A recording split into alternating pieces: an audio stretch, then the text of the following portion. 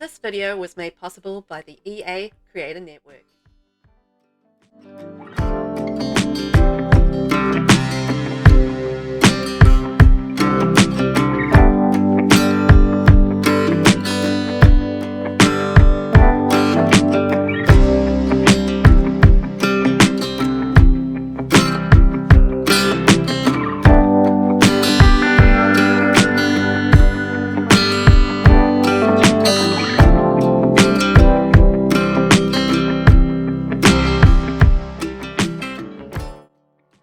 Hello everyone, welcome on in. I'm Velvet and thanks for joining me today in The Sims 4 for a cute little speed build. And today we are building a food truck. I built this for Buckner's on the move, I think it was, shell challenge. So you had to create something that would be, or a build challenge. So you had to create something that was going to be on the move. So I thought about what I wanted to build for this and I decided on a food truck because I love the Amazing Food Truck Race. That's such a cool show and food trucks are funky, fun. You can get some really cool food from them, so why not? And I've never built one before, so again, I thought, why not? That could be a lot of fun. So I decided to build this food truck in Windenburg, and it's on, I'm going to say a 30 by 20 lot, and it's on the Hare and Hedgehog lot, which is, I think, a former cafe lot, and I think I kept it as a cafe. But you could probably possibly turn it into a restaurant. I actually didn't check that, but I think I have it still set as a cafe community lot. And yeah, the whole idea of this is I wanted to have like the food truck, so that's going to sit on a trailer, as you can see there, it is. And the idea was that it's like a container on a trailer that you can kind of tow around, which is why the car's there as well.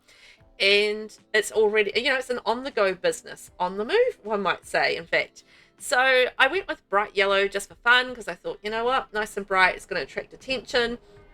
And guess what? They're the colours of Taranaki as well, sort of like the gold and amber and black are the colours of Taranaki, which is where I live. And this was probably a close approximation of that.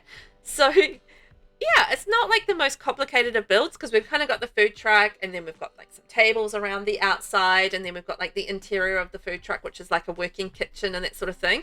I did play test it and it did work. Customers came, they got served, they sat down and had their cups of coffee and their snacks or whatever they have.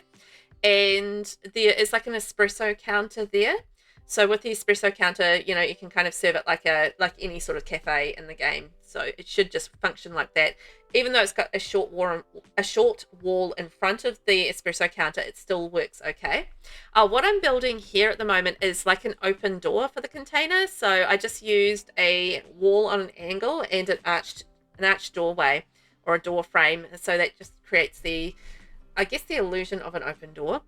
So that's what I kind of did there. Added some cute little signs in just to say, hey, we're here. We're open for business. Come buy our things. And the chalkboard menus there so customers can read those while they're waiting. They'll be like, shall I have an espresso? Shall I have a latte? Should I have, I don't know. I don't drink coffee, so I don't know coffees. But I know my husband drinks a mochaccino. So that particular order I do know. But I'm not a coffee drinker. So yeah. And I added these little bars around the front underneath the menus here. It's like a bar table that you can get, and I thought that would be cute, so you can sort of sit there and have your coffees or your snacks or whatever right outside the food truck. So yeah, I thought that would be fun. And I did go sort of like black and white and yellow. That was the whole theme that I did for the build because I thought, it'd be nice just to sort of mix and match 3 different colors. They're vibrant so people can kind of see them from a distance. And then you've got these cute little tables that I really like. I think they're from Get Together actually. So yeah, the Get Together tables. I wonder if I have...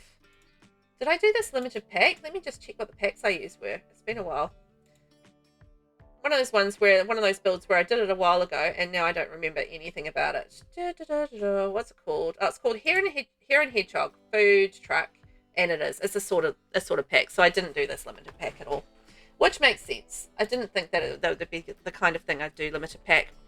I feel like it wouldn't be that many packs, but I could be wrong on that. I might have shoved a whole lot of clutter and stuff in there, so who knows. So now I'm working on the interior of the build. So dine out comes into play in here. So I did like the dine out fridges and use the base game counters, coffee, and I think mainly the one that people will use is the espresso counter, because that's the one that's really going to serve in the cafe. The rest is mainly there for decoration, but I did shove in like a candy maker, coffee maker, kettle, little bits and pieces that I felt like maybe the Sims could come in there and use if they felt like it as well, and a lot of decorative elements just to give the, I guess, the feel of a food truck in it, and that it will be a working food truck as well. So yeah, a lot of decoration, but there is some functional stuff in there as well, which is rather handy.